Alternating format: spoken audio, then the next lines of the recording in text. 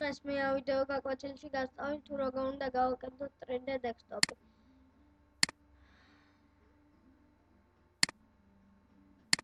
შევალთ აი ამ ლინკზე. აუცილებლად მე ამას ვიდეოს მოვაყოლებ.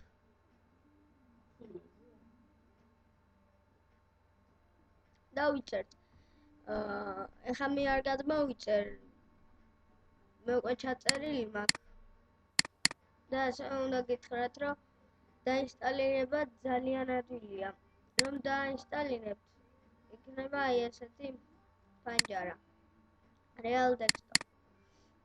შევალთ და აი როგორც ხედავთ ირთვება. აი ესეც ჩვენი 3D Desktop. შეგვიძლია ესენი გადავაადგილოთ რაც უნდა. კარგით. ეს ვიდეო უпроსტად სულ დამოვიწყდა.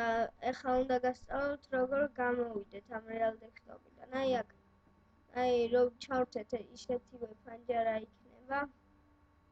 ასე დავაკლიკავთ. მაუსის მარჯვენა ღილაკით და text. მარჩა გამოსულია. ეს ვიდეო გაკვეთილი ამით დასრულებულია. თუ რაიმე ვერ გაიგეთ, დაწერეთ კომენტარების სახით.